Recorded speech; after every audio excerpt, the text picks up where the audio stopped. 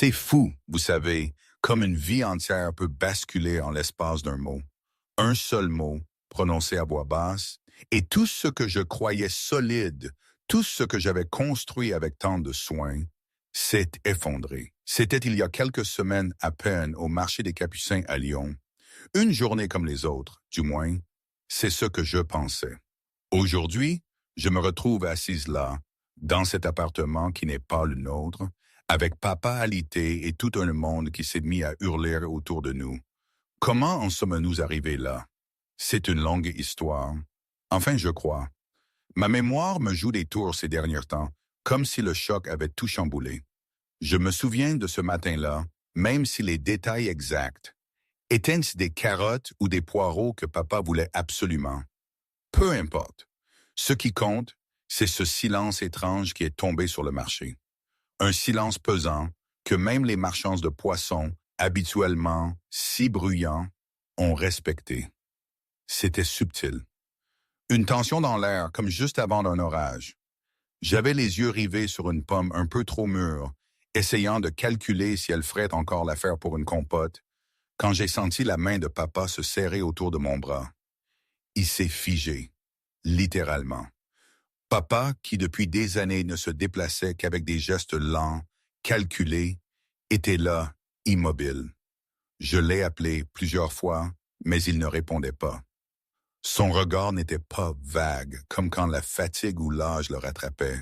Non, là il était perçant, fixant quelque chose au-delà de mon épaule. L'inquiétude m'a glacé le sang. J'ai suivi son regard. C'est là que je l'ai vu. Julien. Il était entré. Pas avec des gardes, pas en faisant du bruit. Non. Il n'en avait pas besoin. Il avançait dans l'allée comme si l'air se déplaçait pour lui, comme si les corps s'écartaient d'eux-mêmes. Grand, calme, des vêtements simples mais qui criaient le prix sans ostentation. Je ne le connaissais pas, mais je savais. Mon estomac s'est noué. Le danger, l'autorité. C'était palpable. Il s'est arrêté. Net. Quand il a posé les yeux sur papa. Un long moment, on aurait dit que le marché entier retenait son souffle. Les lèvres de papa ont bougé. Un nom, juste un son qui n'est jamais sorti. Et l'expression de cet homme, elle a changé. La maîtrise, le déni, tout a cédé la place à quelque chose de brut, de profondément humain. Il a fait un pas, puis un autre. Mon cœur battait à tout rompre. L'instinct pur, viscéral. J'ai bougé sans réfléchir, me plaçant légèrement devant papa. Une barrière inconsciente. Papa, j'ai chuchoté. Vous le connaissez? Il ne m'a même pas regardé. Et là, l'homme s'est arrêté à quelques pas de nous. Sa voix était basse, assez pour que nous seuls l'entendions, mais elle portait un poids, une révérence, presque de l'émotion. Non, non. Le mot n'a pas résonné. Il n'en avait pas besoin. Il est tombé avec une précision chirurgicale, volant le souffle de l'allée de ma poitrine, de l'air même. Non, non. Doux, presque craintif, comme on approcherait une vieille blessure. Mon père a tressailli, pas en arrière, non, intérieurement, comme si quelque chose d'ancien venait d'être frappé sous ses côtes. Sa main a glissé de mon panier. Ses épaules se sont affaissées d'un coup. Non, j'ai dit, sans même réfléchir. Ce n'est pas. Il ne m'a pas regardé. Il fixait mon père comme s'il avait retrouvé quelque chose qu'il ne croyait plus exister. Tu ne devrais pas être ici, a chuchoté papa. Ses mots tremblaient, non de vieillesse, mais de reconnaissance. Mon cœur s'est emballé. Papa, j'ai murmuré, ma voix pleine d'effroi. Pourquoi il vous appelle comme Zou? Ses yeux restaient rivés sur l'homme. Je leur avais dit que tu étais parti, a-t-il dit d'une voix rauque. L'homme a dégluti. Tu te l'es dit à toi-même, a-t-il répondu. C'était plus facile. Mon sang s'est glacé. Il leur avait dit, des mots chargés d'une histoire à laquelle je n'avais pas accès. Autour de nous, les clients faisaient semblant de ne pas regarder, mais l'espace s'était vidé. Plus de paniers qui passaient, plus de voix qui s'immisçaient. Même le bourdonnement des congélateurs semblait assourdi. Je me suis avancé entièrement devant papa. Vous faites erreur, j'ai dit, forçant une force dans ma voix. Vous ne le connaissez pas. Vous ne nous connaissez pas. L'homme a enfin déplacé son regard vers moi. Quand ses yeux ont rencontré les miens, mon estomac s'est retourné. Ils étaient sombres, intelligents, scrutateurs, et tissé à travers eux quelque chose de profondément humain. Le choc, oui. L'émotion, oui. Mais une retenue si épaisse qu'elle formait un mur. Je sais exactement qui il est, a dit l'homme, et qui vous devez être. Papa a expiré brusquement, un son brisé. Je ne lui ai rien dit, a-t-il dit. J'ai juré que je ne le ferais pas. L'homme a fermé les yeux une demi-seconde. Quand il les a rouverts, toute la douceur qui avait percé était soigneusement contenue, mais pas effacée. Tu n'avais aucun droit, a-t-il dit doucement. J'avais tous les droits, a rétorqué papa, retrouvant enfin une certaine dignité. Tu as perdu ce droit dès l'instant. Papa, j'ai coupé, la panique montant dans ma voix. S'il te plaît, dis-moi ce qui se passe. Ils ne m'ont pas répondu tout de suite. Le silence s'est fait pesant. Le regard de papa s'est enfin posé sur moi, la douleur si nue sur son visage que ça m'a fait peur. Je voulais que tu sois en sécurité, a-t-il dit. Invisible. L'homme s'est raidi à ce mot. Invisible, a-t-il répété. C'est ce que tu penses lui avoir donné? Elle a vécu, a dit mon père férocement. C'était le but. La mâchoire de l'homme s'est contractée. Elle a vécu sans savoir d'où elle vient, a-t-il rétorqué, sans savoir qui aurait saigné pour elle sans hésiter. Mon pouls battait la chamade. Ça suffit, ai-je dit, ma voix tremblante. Vous n'allez pas vous disputer sur ma vie comme si je n'étais pas là. Les deux hommes se sont tournés vers moi. C'est la première fois que je l'ai vraiment ressenti. Le poids d'être pris entre eux. Pas juste deux hommes, deux histoires qui s'entrechoquent, deux versions de la vérité qui se heurtaient et mon existence au milieu. Expliquez, ai-je dit. Maintenant. L'homme a étudié mon visage plus lentement cette fois, minutieusement, comme s'il gravait des détails qu'il avait manqués la première fois. Mes yeux, ma bouche, la façon dont je me tenais protectrice envers mon père, sans même y penser. Tu ne lui as jamais dit, a-t-il dit, plus à lui-même qu'à nous deux. Mon père a secoué la tête. Non, un long silence, puis l'homme a pris une inspiration qui semblait douloureuse. Je ne savais pas qu'il était en vie, m'a-t-il dit. On m'avait dit qu'il était mort il y a des années. Mon père a ri, un rire sec et amer. Il raconte beaucoup de mensonges dans votre monde. Tu as disparu, a répliqué l'homme. J'ai été effacé, a répondu papa, par des gens qui ne pardonnent pas aux hommes qui s'en vont. Mes genoux étaient faibles. Quelqu'un, ai-je dit lentement, va m'expliquer comment un étranger entre dans un marché et appelle mon père nonno, comme si ça lui appartenait. Le regard de l'homme s'est adouci, non pas faiblement, mais délibérément. Il m'appartient, a-t-il dit. Ou du moins, il aurait dû. Il s'est redressé légèrement, son attention s'aiguisant en remarquant d'autres regards.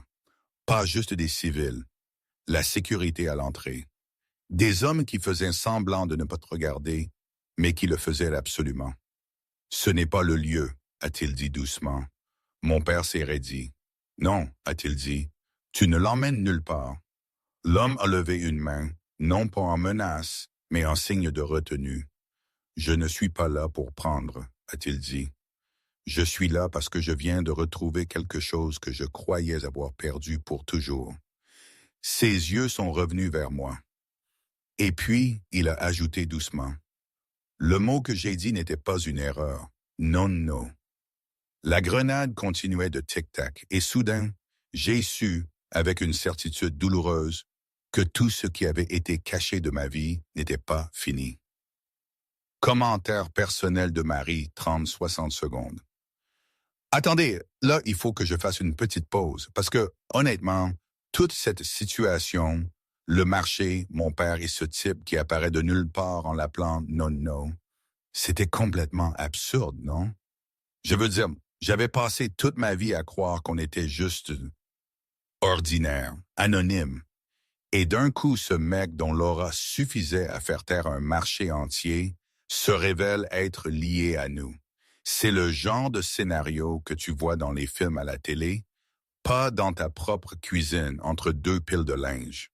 Dans mon ancienne vie, celle que je pensais être ma seule vie, on aurait dit que s'il avait complètement perdu la tête. Mais le problème, c'est que là, c'était trop réel pour être une blague. Trop lourd. C'est comme si d'un coup, le tapis avait été tiré sous mes pieds et que tout l'édifice que j'avais patiemment monté s'était effondré, révélant des fondations que je n'aurais jamais pu imaginer. Vraiment, qui aurait pu prédire ça? C'était la fin de mon monde tel que je le connaissais, et en même temps, le début de quelque chose d'indéfinissable. Aucune idée si c'est bon ou mauvais. Bref, retour à l'histoire. Cette nuit-là, après que les lumières du marché se soient estompées, en souvenir et que le sommeil ait refusé de venir, le passé s'est invité, silencieux, implacable, indéniable. Mon enfance avait toujours été petite, pas solitaire exactement, juste contenue. Un appartement de 2 pièces au-dessus d'une boulangerie qui sentait la levure et le sucre chaque matin. Une table avec une chaise légèrement écartée du mur, toujours réservée à papa. Une radio qui jouait doucement pendant qu'il cuisinait. Des repas simples, des routines prévisibles. Une sécurité construite par la répétition. Pas de cousins qui déboulaient, pas de dîner de famille bruyant, pas de vieux albums photos sortis pour les fêtes. Quand j'étais petite, je demandais « Pourquoi on ne va pas voir mémé? Pourquoi on n'a pas d'oncle comme Sophie à l'école? Pourquoi tout le monde a autant de noms de famille? » Papa souriait toujours quand je posais ces questions. Un sourire fatigué, prudent. « Les familles, c'est compliqué, » disait-il. « Certaines vivent loin. Certaines questions n'ont pas encore de réponse. » Encore. Je me souviens d'être assise à la table de la cuisine à 7 ans, les devoirs inachevés, le menton dans les mains. Maman me ressemblait-elle? Avais-je demandé.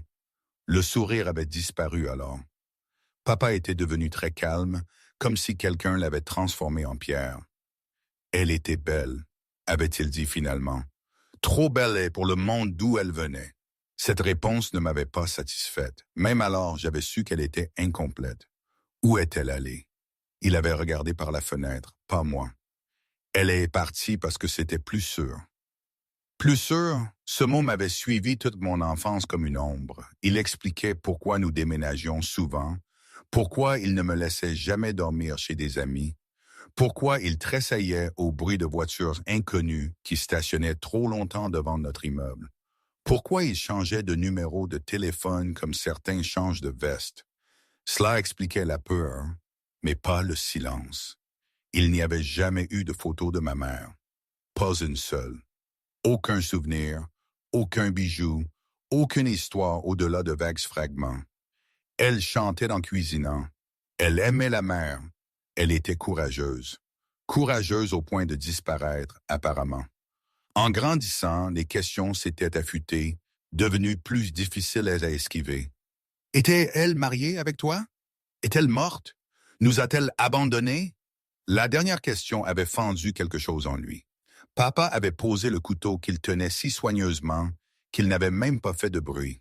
« Elle ne t'a pas abandonné, avait-il dit, la voix tendue. Elle t'a protégé. » De quoi? Il n'avait jamais répondu à cela. À l'école, les professeurs demandaient des arbres généalogiques. J'ai rempli le mien de points d'interrogation et de demi-vérités. Des amis parlaient de grands-parents et de vacances passées dans des maisons bruyantes remplies d'amour. J'ai appris à dire que je préférais le calme. Ce n'est que plus tard, assez âgé pour comprendre le danger, que j'ai remarqué les absences délibérées. Pas de réseaux sociaux, pas de lettres de quiconque sauf lui, aucune mention de l'endroit où il avait travaillé avant ma naissance.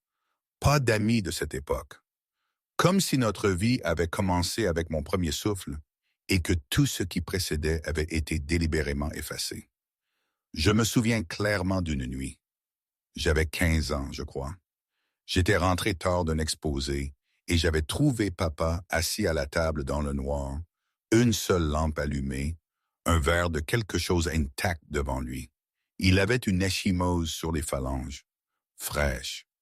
Qu'est-ce qui s'est passé? J'avais demandé. Rien, avait-il dit, trop vite. J'avais insisté. Il s'était levé brusquement. Ne me demande jamais d'où je viens, avait-il dit sèchement. Promets-le-moi. Je l'avais regardé, sidéré. Pourquoi? Parce que le savoir te mettrait en danger. J'avais ri alors, nerveusement, incrédule. Danger de qui? Des fantômes?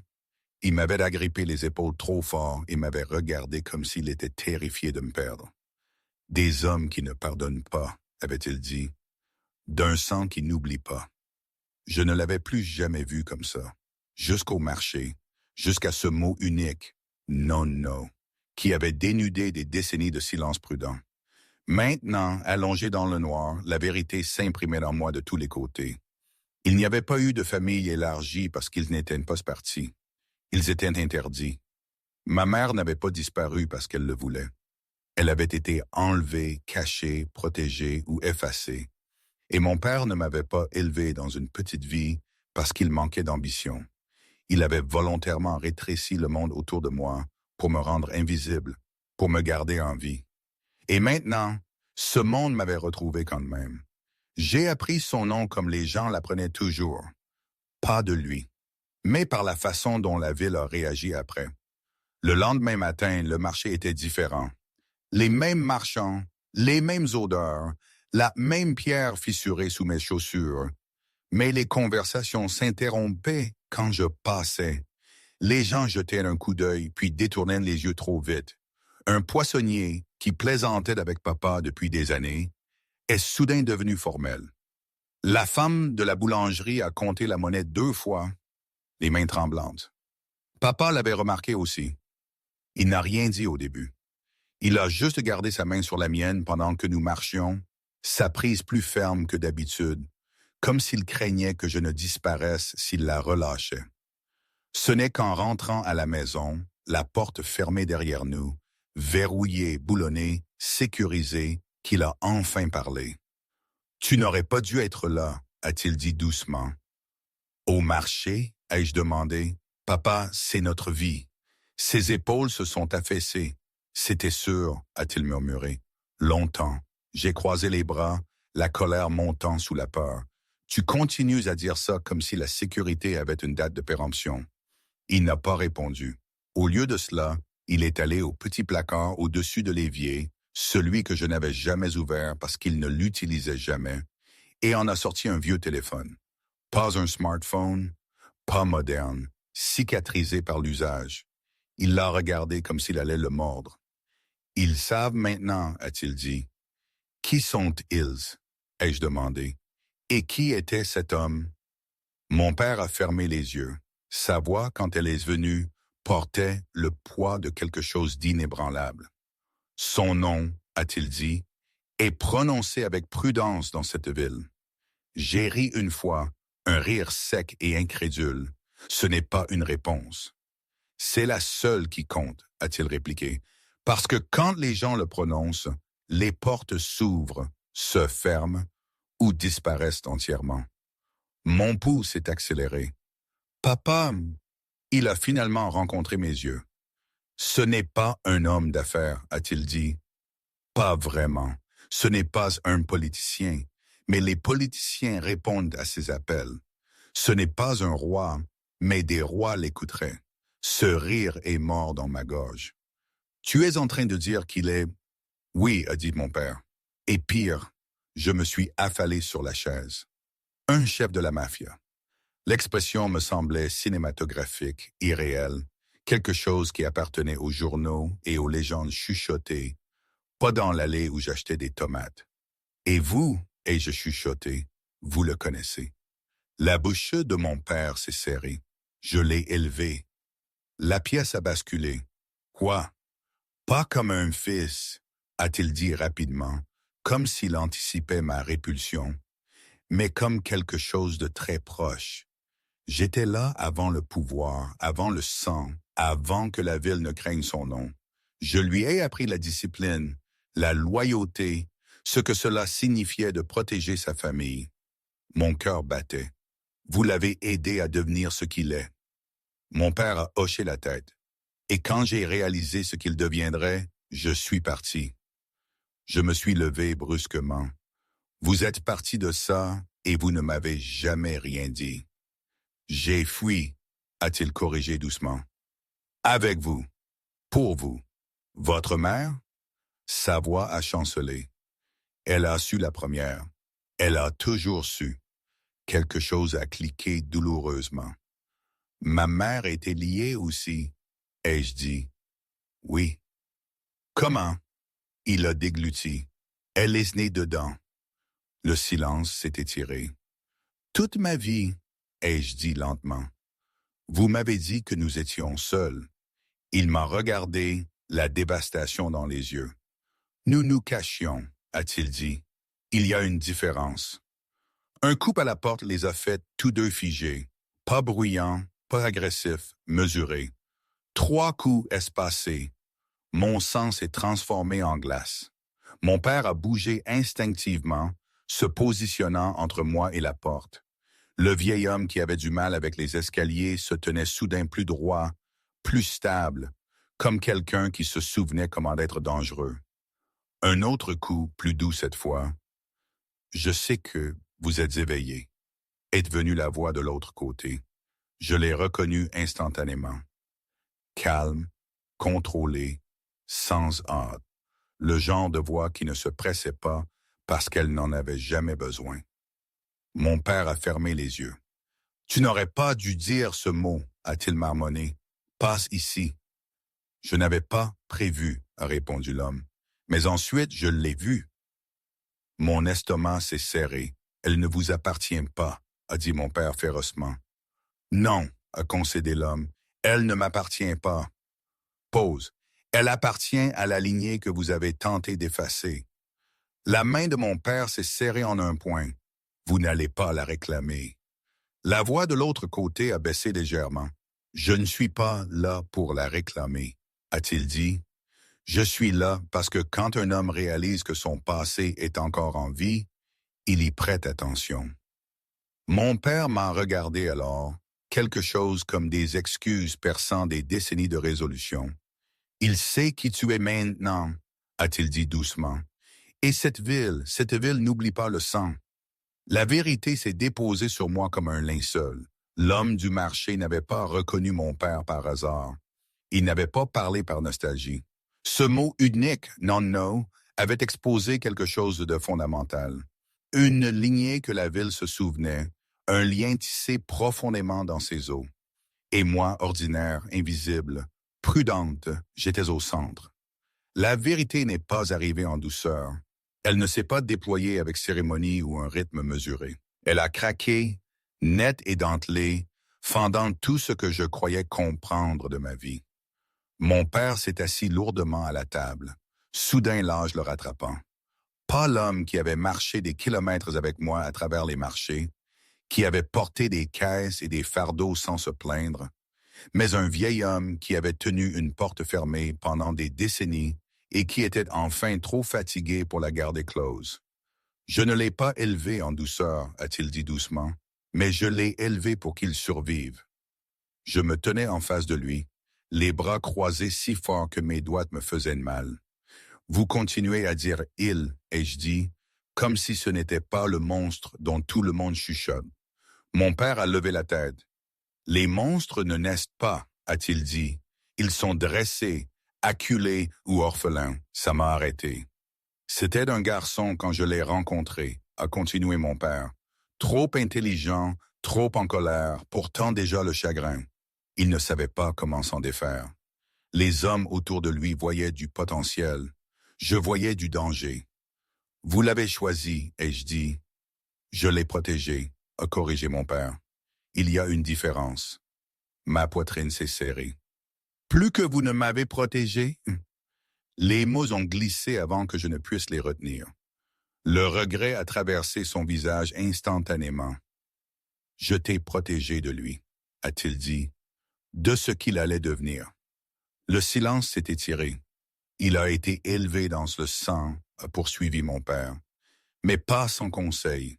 Quelqu'un devait lui apprendre la retenue. Quelqu'un devait dire non quand les autres disaient prends. Quelqu'un devait lui faire comprendre que la loyauté était plus que la peur. J'ai ri amèrement. Clairement, ça n'a pas marché. Le regard de mon père s'est aiguisé. Ça a assez marché pour que tu sois là, a-t-il dit. Pas enterré sous des secrets que tu n'as jamais connus. J'ai secoué la tête accablé. Pourquoi ne m'avez-vous pas dit, même quand j'étais adulte, même quand je posais la question? Parce qu'une fois qu'il aurait su que tu existais, a dit mon père doucement, tu n'aurais plus jamais eu le droit d'être ordinaire. Quelque chose de lourd s'est installé dans mon estomac. J'ai laissé les gens croire que j'étais mort, a-t-il continué. J'ai brûlé des ponts, j'ai disparu. Et quand tu es né, j'ai fait un vœu. Il a fouillé dans sa poche et en a sorti quelque chose de petit, enveloppé dans un tissu vieux. Il l'a posé sur la table et l'a déplié. Une bague simple, usée, en or, ternie par le temps. Il me l'a donnée quand il avait 17 ans, a dit mon père. Il disait que j'étais le seul homme qui se soit jamais tenu entre lui et de l'abîme. Mon souffle s'est coupé. Je la lui ai rendue quand je suis parti, a-t-il ajouté. Je lui ai dit que s'il me revoyait d'un jour, cela signifierait qu'il avait échoué. Mon cœur battait. Et maintenant, il vous a trouvé, a chuchoté mon père. Ce qui signifie qu'il pense avoir réussi. Une froide réalisation s'est insinuée. Vous ne m'avez pas seulement caché au monde, ai-je dit lentement. Vous m'avez caché de lui. Oui. Parce que vous saviez qu'il me reconnaîtrait? Mon père a hoché la tête. Les yeux, a-t-il dit. La façon dont tu tiens bon même quand tu as peur. Le sang parle même quand les noms sont effacés. Des larmes ont brûlé ma vision. Toute ma vie, ai-je dit, ma voix brisée, vous m'avez dit que nous n'avions personne. Le visage de mon père s'est froissé. Je t'ai dit que nous étions suffisants, a-t-il dit, parce que je le croyais. Un couple est venu de nouveau à la porte, cette fois plus ferme, mais toujours poli. Il ne s'arrêtera pas, a dit mon père doucement. Il ne s'arrête jamais. J'ai essuyé mon visage avec colère. Vous lui avez appris la loyauté, ai-je dit, et vous m'avez appris à disparaître. Mon père m'a regardé. Oui. Et maintenant, ai-je demandé. Son regard était fixe, impénitent, terrifié. Maintenant, a-t-il dit, l'homme que j'ai autrefois protégé comme un petit-fils sait que la fille que j'ai gardée cachée se trouve dans sa ville. Un autre coup, plus près maintenant, j'ai pris une inspiration tremblante. Alors, qu'arrive-t-il à la fille à qui on n'a jamais rien dit? Mon père m'a pris la main. Elle a enfin un choix, a-t-il dit, mais seulement si elle comprend contre quoi elle choisit. De l'autre côté de la porte, la ville retenait son souffle. Et pour la première fois de ma vie, j'ai réalisé que mon invisibilité n'avait jamais été la liberté. C'était un exil. Ma colère m'a surprise par sa clarté. Elle n'était pas bruyante. Elle n'était pas sauvage. Elle n'a pas explosé comme j'avais toujours imaginé que la colère était censée le faire. Elle s'est installée profondément dans ma poitrine, chaude et stable, du genre qui aiguisait chaque pensée au lieu de les disperser. J'aurais pu gérer la vérité, ai-je dit. Nous étions dans la petite cuisine où toute ma vie avait été construite pour s'adapter. La table, les chaises, le placard où rien d'inutile n'était autorisé à rester, les murs qui avaient écouté tant de demi-histoires. Mon père s'appuyait lourdement contre le comptoir, comme si rester debout demandait un effort. « Non, a-t-il dit doucement, tu n'aurais pas pu. » J'ai ri une fois, un rire sec et sans humour. « Vous n'avez plus le droit de décider ça. »« Je l'ai déjà fait, a-t-il répliqué. Chaque jour où tu t'es réveillé en vie. » Mes mains se sont crispées en poing. Vous pensez que l'ignorance est égale à la sécurité? Vous pensez que ne pas savoir rend quelqu'un fort? Je pense que ne pas savoir t'a gardé intact, a-t-il dit, par des hommes qui prennent sans demander. par des noms qui souillent tous ceux qui les portent. Et moi, alors, ma voix tremblait maintenant, la colère se fendant en douleur. Et les nuits où je ne dormais pas en me demandant pourquoi ma mère avait disparu. Pourquoi nous fuyions toujours? Pourquoi vous tressailliez chaque fois que quelqu'un frappait à la porte? La mâchoire de mon père s'est contractée. Je t'ai donné la paix, a-t-il dit.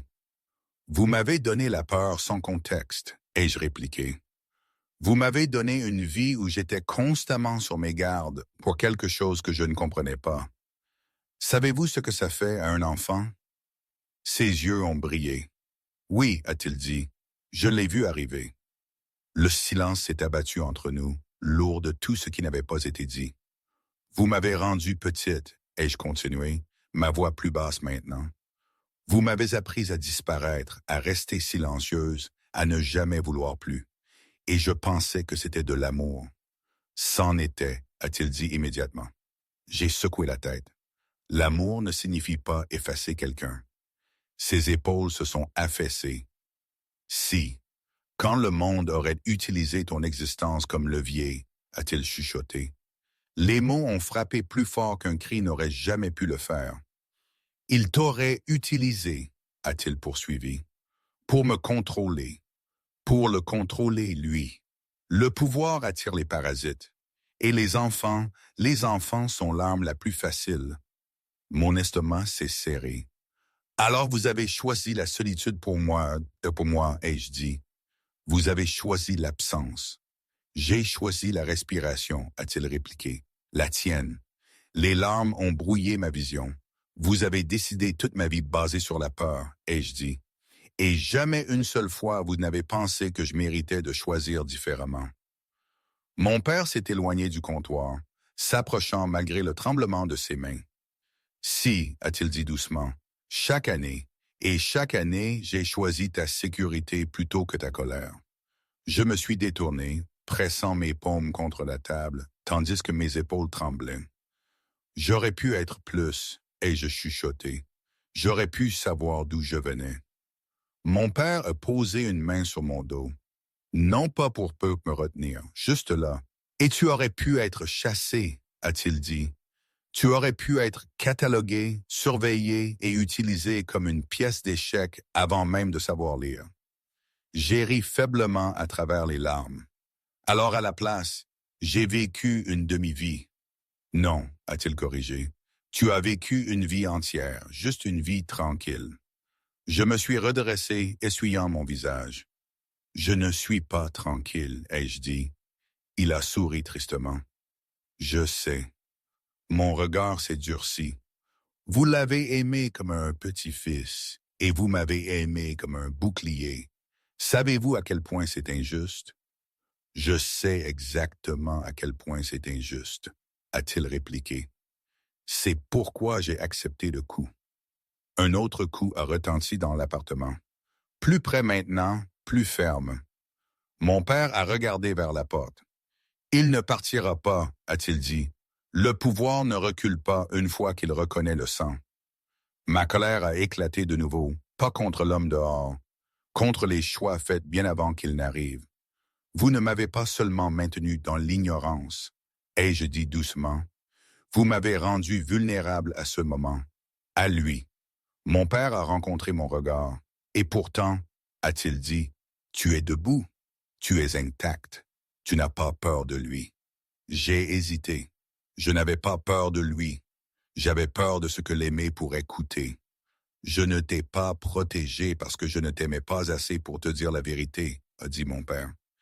Je t'ai protégé parce que je t'aimais assez pour porter seul l'héritage. Ma poitrine me faisait mal. Et maintenant, ai-je demandé. Maintenant, a-t-il souri, fatigué mais résolu. Maintenant, tu as le droit d'être en colère, informé et toujours en vie. Un autre coup. Celui-ci, final. Et pour la première fois, ma colère n'était pas dirigée vers le pouvoir, la peur ou l'homme derrière la porte. Elle était dirigée vers l'amour. Le genre qui protège en retenant. Le genre qui laisse des cicatrices même quand il sauve. J'attendais une confrontation. Des voix fortes. des menaces enveloppées de politesse. La violence silencieuse que j'avais sentie vibrer sous la présence de l'homme depuis le marché. Je me suis préparé à un pouvoir utilisé comme une lame. Aigu, efficace, inévitable. Ce à quoi je ne m'attendais pas, c'est qu'il s'agenouille. La porte s'est ouverte sans protestation cette fois. Mon père ne l'a pas contesté. Il n'a pas reculé non plus. Il est resté ferme, le dos droit malgré son âge, les yeux stables. L'homme est entré seul, pas de garde, pas d'entourage, juste lui remplissant l'embrasure avec une autorité qui n'avait rien à voir avec la force et tout avec la certitude. L'appartement a semblé rétrécir autour de lui. Le plafond bas, les murs étroits, les meubles choisis pour leur fonction plutôt que pour l'apparat. Son regard a balayé la pièce une fois, mesuré et retenu. Puis il a trouvé mon père, et quelque chose de profond a changé. Les épaules de l'homme se sont relâchées, pas de façon dramatique, mais assez pour être remarquées. Il a fermé la porte derrière lui avec soin, comme pour ne pas faire de bruit. Il a fait 2 pas, puis s'est arrêté. Puis, sans hésitation, il s'est abaissé, un genou sur le linoléum usé, une main posée légèrement sur le bord de la table, se stabilisant, non pas comme un homme qui supplie, mais comme un homme qui choisit l'humilité. Non, non, a-t-il dit de nouveau. Cette fois, le mot s'est brisé. Mon père a inspiré brusquement, une main portée à sa poitrine. Son calme s'est fracturé, des années de distance prudente s'effondrant sous le poids de la reconnaissance. « Tu ne devrais pas », a murmuré mon père. « J'aurais dû le faire plus tôt », a répondu l'homme. Je regardais en silence, sidéré. L'homme devant moi, celui qui commandait des allées et faisait taire des pièces et pliait des villes à sa volonté, était soudain juste un petit fils devant l'homme qui l'avait élevé. « Tu m'as appris à me tenir debout », a continué l'homme doucement, et à m'incliner. Ma gorge s'est serrée.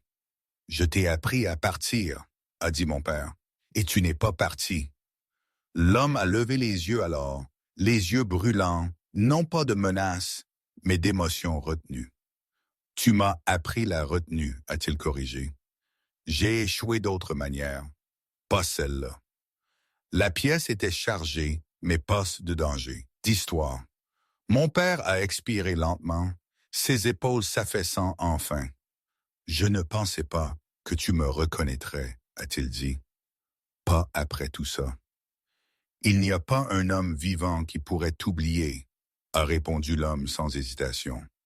J'avais déjà vu de la peur sur le visage de cet homme, froide, distante, appliquée comme un outil. C'était tout autre chose. La révérence. L'homme s'est levé lentement, prudemment, et a tendu la main, non pas vers moi, mais vers mon père.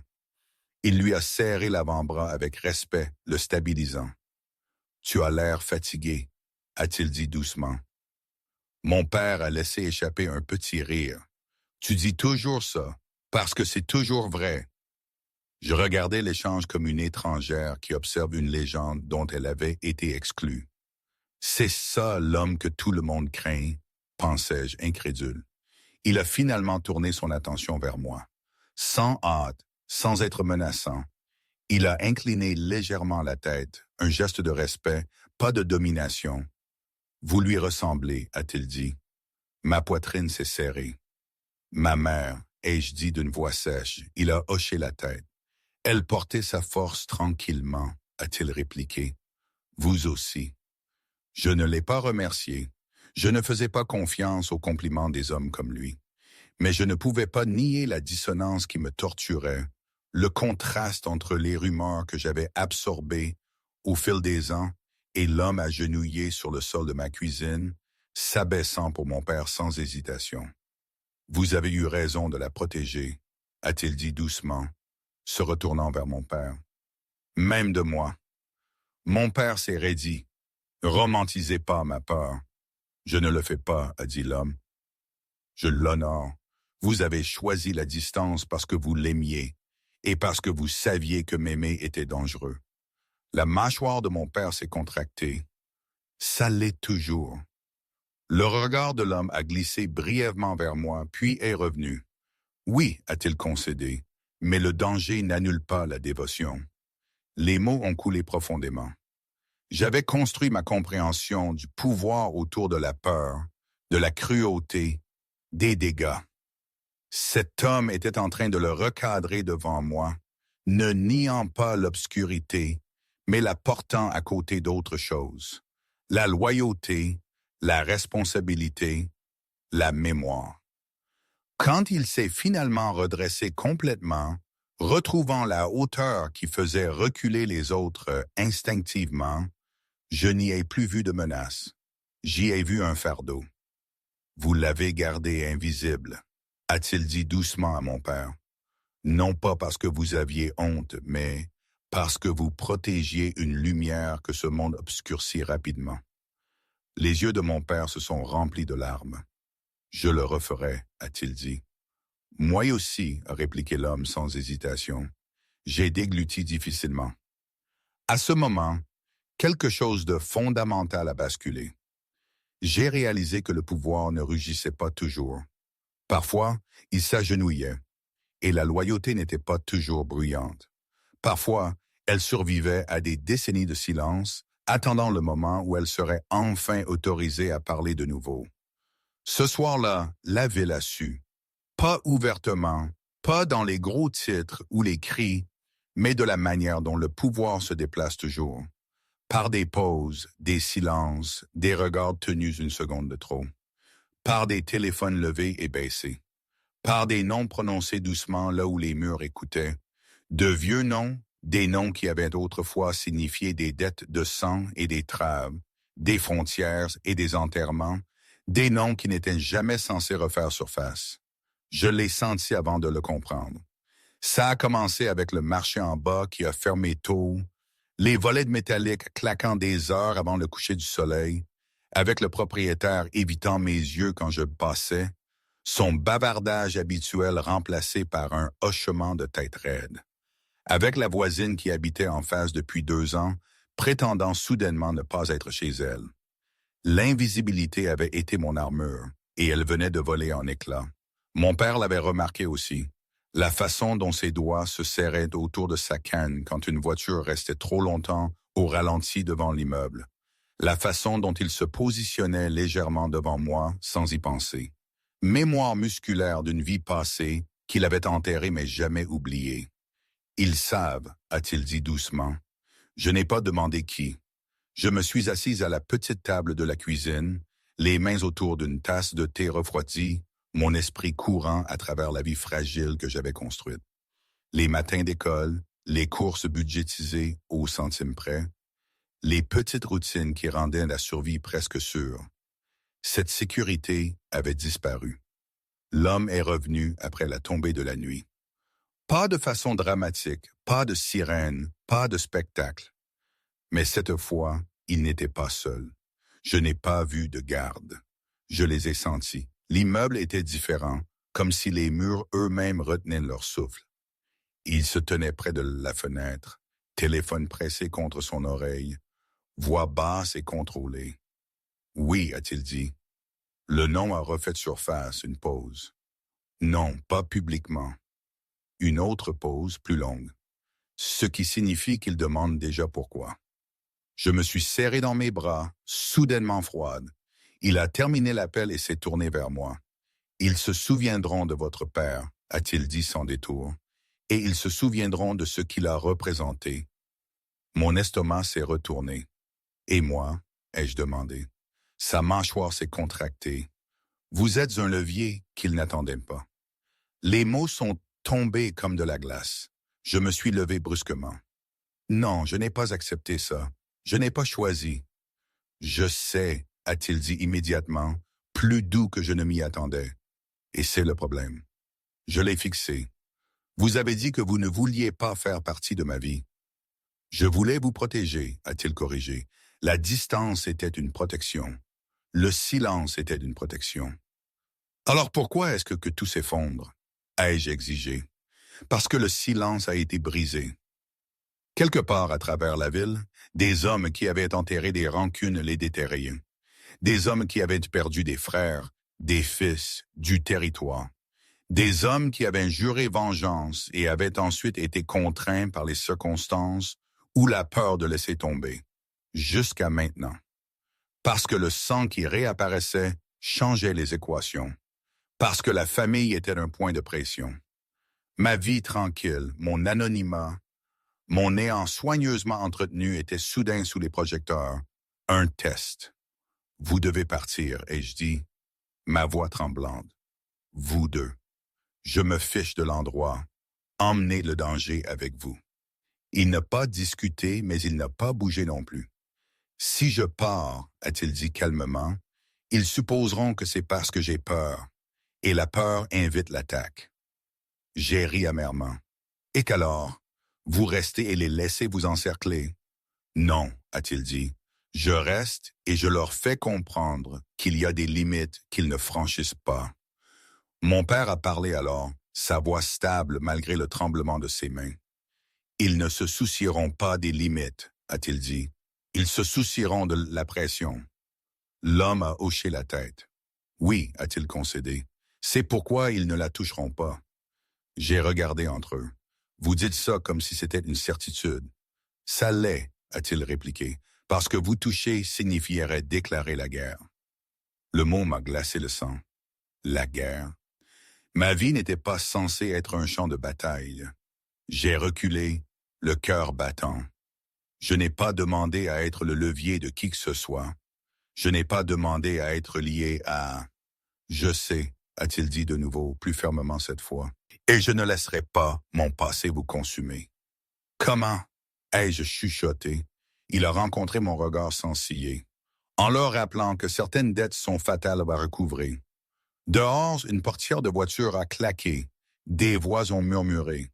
Je l'ai senti alors. Vraiment senti. La fracture, la façon dont ma petite vie se fendait, révélant les failles en dessous. J'avais passé des années à penser que la sécurité venait de l'invisibilité. J'avais tort. La sécurité, je commençais à le comprendre, venait d'être protégée par quelque chose de plus fort que la peur. Et cela signifiait que ma vie ne serait plus jamais petite. Quelque part dans la ville, de vieux ennemis prononçaient le nom de mon père avec reconnaissance. Et maintenant, ils apprenaient le mien. Le calme était terminé. J'ai dit « Non ». Je l'ai dit calmement au début, la voix posée, les mains serrées sur mes côtés pour les empêcher de trembler. Non, merci. Non, ce ne sera pas nécessaire. Non, nous allons bien comme ça. Chaque mot semblait un mensonge que je forçais ma bouche à croire. L'appartement semblait plus petit avec lui. Non pas qu'il l'encombrât, mais sa présence le redéfinissait. Les murs minces, la fenêtre unique, la lumière vacillante du plafond. Il ne semblait plus humble. Il semblait exposé. « Vous ne pouvez pas l'être », a-t-il dit doucement. Les mots n'étaient pas un défi. C'était une évaluation. « J'ai très bien survécu sans vous », ai-je rétorqué. « Sans ce monde. » Il s'est tourné pour me faire face lentement et délibérément, comme si un mouvement brusque pouvait m'effrayer. « Vous avez survécu parce que personne ne regardait », a-t-il répondu. Ça a changé à l'instant où mon nom a de nouveau franchi les lèvres de votre père. Ma gorge s'est serrée. Alors votre solution, c'est quoi? Nous entourer de gardes, nous déplacer quelque part que nous ne choisissons pas, sous des règles que nous n'avons pas faites? Oui, a-t-il dit sans hésitation. La certitude dans sa voix m'a effrayé plus que la colère n'aurait jamais pu le faire. Ce n'est pas de la protection, ai-je dit sèchement. C'est du contrôle. Il ne l'a pas nié immédiatement. Cela aussi m'a effrayé. La protection ressemble toujours à du contrôle pour quelqu'un qui n'en a jamais eu, a-t-il dit finalement. J'ai ri, un rire court et cassant. Ne romantisez pas ça. Je sais à quoi ressemblent les cages. J'ai passé des années à m'assurer que nous n'y finissions pas. Vous pensez que je vous offre une prison, a-t-il dit. Je pense que vous ne savez pas ne pas posséder les choses que vous gardez. L'accusation a plané entre nous. Mon père a bougé dans sa chaise, le malaise gravé sur son visage ridé. « Assez », a-t-il dit doucement. « Vous deux. » Mais aucun d'eux n'a détourné le regard. Je ne suis pas votre problème à résoudre, ai-je continué, l'adrénaline l'emportant sur la prudence. Ma vie est peut-être petite, mais elle est la mienne. Je décide où je me réveille, qui franchit ma porte, à quoi ressemblent mes jours. Et quand quelqu'un décide de vous l'enlever, a-t-il demandé d'une voix égale. J'ai vacillé. Parce que c'est ce qu'ils feront, a-t-il poursuivi. Ils ne passeront pas par la porte d'entrée, ils ne s'annonceront pas. Ils attendront, ils observeront, ils utiliseront la patience comme une arme. Vous me faites peur exprès, ai-je accusé. Non, a-t-il dit doucement, je refuse de vous mentir. Il a fait un pas de plus sans m'envahir, mais réduisant la distance émotionnelle que j'essayais désespérément de maintenir. Vous pensez que la protection signifie luxe et restriction, a-t-il dit. Ce n'est pas ça. Ça signifie se réveiller en vie. Ça signifie que votre père n'aura plus à regarder par-dessus son épaule chaque fois qu'il quittera cet immeuble. Mon père a baissé les yeux sur ses mains. J'ai détesté ça. Détesté que cela fonctionne déjà. Je ne veux pas de votre monde, ai-je chuchoté. Je ne veux pas vous de devoir.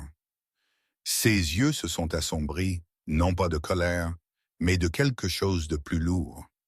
Je ne veux pas que vous me deviez quoi que ce soit, a-t-il dit. Je veux que vous respiriez. La pièce est devenue silencieuse. Je me suis détourné, marchant vers la fenêtre, pressant mon front brièvement contre le verre froid. Dehors, des phares glissaient comme des vies lointaines, indifférentes à mon désarroi. L'invisibilité nous a tenus en vie, ai-je dit doucement. C'était mon bouclier.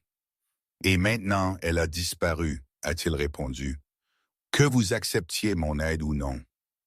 Je me suis retourné brusquement. Alors vous nous forcez la main? Il a secoué la tête. Je l'offre.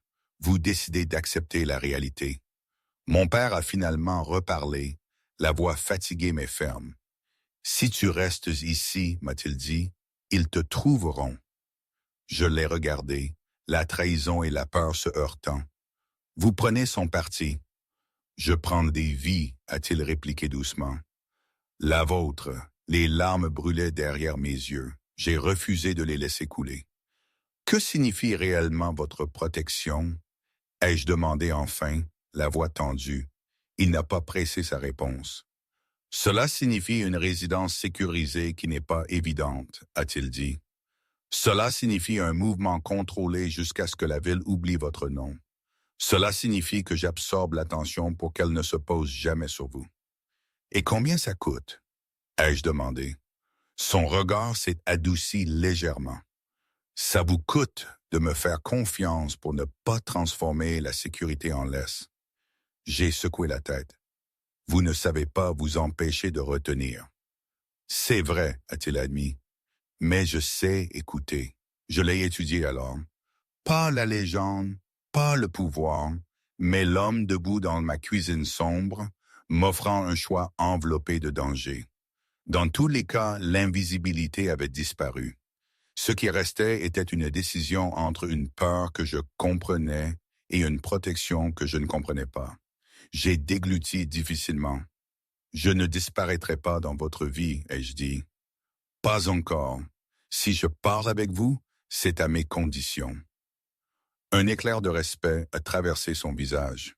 Alors, nous négocions, a-t-il dit. Et d'une certaine manière, ça m'a terrifié presque autant que de dire oui. C'est arrivé en douceur, pas d'effondrement spectaculaire, pas de lumière d'ambulance déchirant la rue. Juste un moment, tôt le matin, quand j'ai entendu un son provenant de la chambre de mon père qui n'appartenait pas au sommeil. Une toux douce et étouffée, puis un silence qui s'est étiré trop longtemps. J'étais debout avant que mon esprit ne me rattrape, pieds nus sur le carrelage froid, le cœur battant la chamade alors que la peur, vive et familière, déferlait dans mes veines. J'ai poussé la porte et l'ai trouvé assis au bord du lit, les épaules affaissées, une main pressée contre sa poitrine, l'autre tremblant alors qu'il cherchait sa canne et la manquait. « Papa !» ai-je chuchoté en me précipitant vers lui. Ses yeux se sont levés vers les miens, trouble et flou pendant une seconde terrifiante avant que la reconnaissance ne revienne. « Je vais bien », a-t-il dit automatiquement. Les mots laissent à force d'avoir été prononcés pendant des années pour me protéger de l'inquiétude. Mais il n'allait pas bien. Sa peau était grise sous son teint hâlé. Des perles de sueur perlaient à ses tempes, malgré le froid dans la pièce. Quand je l'ai aidé à se rallonger, sa respiration est restée superficielle, irrégulière, comme si ses poumons avaient oublié le rythme qu'ils avaient suivi pendant des décennies. J'ai cherché mon téléphone avec des mains tremblantes et je me suis arrêté parce qu'appeler une ambulance signifiait des dossiers, des questions, des noms, de l'attention. Rester invisible m'avait appris à faire une pause avant chaque décision, à calculer les risques, à me demander non pas ce qui était juste, mais ce qui nous garderait cachés. Mon pouce a plané inutilement au-dessus de l'écran. Dans l'embrasure de la porte derrière moi, j'ai senti une présence avant de l'entendre. « Vous avez besoin d'aide », a dit l'homme doucement. J'ai tourné, panique et colère se heurtant. « Je ne vous ai pas appelé. »« Vous n'aviez pas besoin », a-t-il répliqué. Son regard est allé droit vers mon père, perçant et évaluateur d'une manière que je reconnaissais maintenant. Non pas comme de la froideur, mais comme une urgence née de la connaissance de la rapidité avec laquelle les choses pouvaient mal tourner. Il a besoin d'un médecin, ai-je dit férocement, défensive même maintenant. Pas de ça. C'est ainsi qu'il aura un médecin sans question, a-t-il dit calmement. Mon père a remué faiblement. Arrêtez de vous disputer, a-t-il murmuré. Vous deux. J'ai dégluti difficilement, m'agenouillant près du lit, lui repoussant les cheveux humides de son front. Je suis là, ai-je chuchoté. Je suis avec vous. Je sais, a-t-il dit faiblement. Vous l'êtes toujours. Les mots ont brisé quelque chose en moi. Je l'avais porté si longtemps, émotionnellement, financièrement, en me disant que c'était de la force, que rétrécir mon monde autour de lui les rendait sûrs, que refuser de l'aide était de l'indépendance. Mais maintenant, je voyais la vérité qui s'imposait à moi. Rester petite ne faisait pas disparaître le danger. Cela vous laissait juste seul quand il arrivait. Derrière moi, l'homme parlait déjà dans son téléphone. Voix basse et contrôlée, pas paniquée, efficace. Chaque instruction précise. Aucun nom prononcé à haute voix. Aucune information inutile donnée. Quand il a terminé l'appel, il s'est agenouillé près du lit sans hésitation. « Non, non », a-t-il dit doucement. « Vous ne partez pas encore. » Mon père a réussi un mince sourire. « Tu parles toujours comme si tu étais aussi responsable de la mort. »« Je négocie », a répondu l'homme doucement. Je l'ai regardé alors, non pas comme une menace, non pas comme une tentation, mais comme quelque chose que j'avais refusé de considérer. La famille. Non pas celle liée par la loi ou le sang seul, mais celle forgée dans la survie, dans le danger partagé, dans le choix de se tenir debout au lieu de fuir. La respiration de mon père s'est légèrement apaisée au fil des minutes. L'homme est resté là où il était, une main posée légèrement sur le cadre du lit, solide et stable. Un garde est apparu brièvement à la porte, silencieux comme une ombre, puis a disparu de nouveau. L'appartement était différent. Pas plus sûr exactement, mais plus fragile. J'ai serré les lèvres, l'émotion épaisse dans ma poitrine. Si nous faisons ça, ai-je dit doucement, sans le regarder, si nous acceptons votre protection, ça change tout. Oui, a-t-il concédé. Je ne disparaîtrai pas, ai-je continué. Je ne serai pas caché et oublié. Il s'est tourné vers moi alors. Je ne le permettrai pas. Je n'échangerai pas la peur contre l'obéissance. Bien, a-t-il dit, je m'inquiéterais si vous le faisiez. J'ai enfin levé les yeux vers lui, vraiment regardé. Il ne s'agissait plus de pouvoir. Il s'agissait de choisir la connexion plutôt que l'isolement. D'accepter que l'amour, qu'il soit romantique, familial ou quelque chose d'encore indéfini, comportait des risques. Que se rétrécir pour éviter la douleur rétrécissait aussi la joie, le soutien, la survie. Mon père a rouvert les yeux, rencontrant les miens. Rester petite vous a gardé en vie, a-t-il murmuré. Mais ça ne nous fera pas avancer. Les larmes y ont coulé sur mes joues avant que je ne puisse les arrêter. J'ai hoché la tête. D'accord, ai-je dit, nous choisissons la famille. L'homme a expiré lentement comme quelqu'un qui avait retenu son souffle pendant des années. Et à ce moment, la peur a relâché son emprise. Non pas parce que le danger avait disparu, mais parce que je ne lui faisais plus face seul. La ville me semblait différente une fois que j'ai cessé d'essayer d'y disparaître. Les rues étaient nées mêmes. Trottoirs fissurés, lampadaires vacillants, cafés ouvrant à l'aube. Mais quelque chose en moi avait changé, un réalignement subtil qui rendait chaque pas plus lourd et en même temps plus stable. Je ne bougeais plus comme quelqu'un qui évite d'être remarqué. Je bougeais comme quelqu'un qui décide où se tenir. Mon père dormait dans la chambre tranquille d'un endroit qui n'était pas le mien.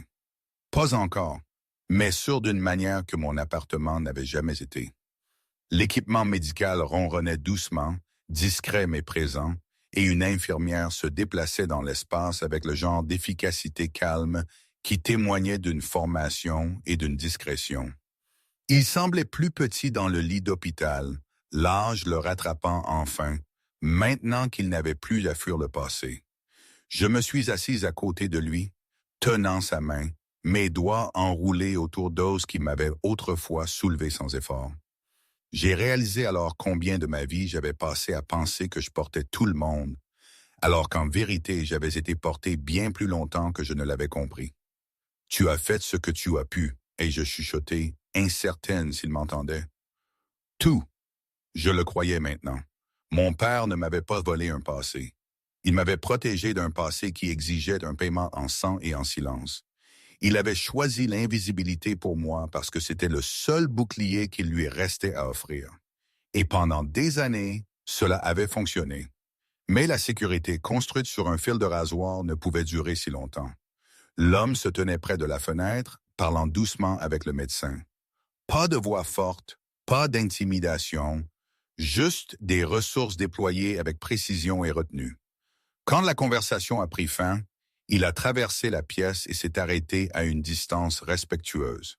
« Vous ne me devez rien », a-t-il dit, comme s'il sentait la direction de mes pensées. « Je sais », ai-je répondu. « C'est pour ça que ça me fait peur. » Il a hoché la tête. « Ça devrait. » Je me suis levé, étirant mes muscles engourdis, et me suis tourné pour lui faire face. Toute ma vie, j'ai pensé avoir perdu quelque chose, et j'ai dit, une mère dont je me souvenais à peine, une famille que je ne connaissais pas, des opportunités que je croyais avoir manquées. Il a écouté sans m'interrompre. Mais je ne les ai pas perdues, ai-je poursuivi. J'en ai été épargné. Épargné la violence, les attentes, la dette. Ma voix n'a pas tremblé quand j'ai rencontré ses yeux. Et maintenant que je connais la vérité, je ne ferai pas semblant qu'elle n'existe pas, mais je ne la laisserai pas me posséder non plus. Quelque chose d'indéchiffrable a traversé son expression. Fierté, peut-être, ou soulagement. Bien, a-t-il dit doucement, c'est ainsi que les héritages sont censés évoluer.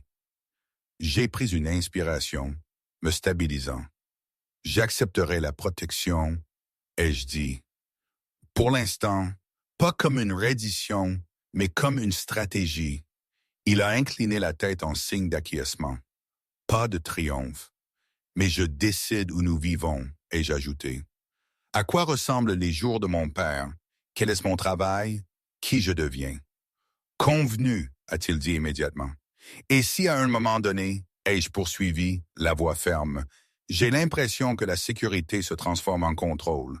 Je m'en vais. Il a tenu mon regard un long moment, puis a hoché la tête. Vous serez toujours libre de choisir. Les mots comptaient parce que je le croyais. Je suis revenu auprès de mon père, lui repoussant doucement les cheveux. Il a remué, ouvrant les yeux juste assez pour me trouver. « Tu n'es plus invisible », a-t-il murmuré. « Non », ai-je dit doucement, « mais je ne suis pas perdu non plus. » Dehors, par la fenêtre, la ville s'éveillait. Des voitures qui passaient, des voix qui montaient, la vie qui continuait avec ou sans ma permission. Cette fois, je n'ai pas ressenti l'envie de m'en cacher. J'avais hérité de plus qu'un nom et une histoire. J'avais hérité du choix de redéfinir le pouvoir non pas comme une peur, mais comme une responsabilité. De transformer la protection en partenariat.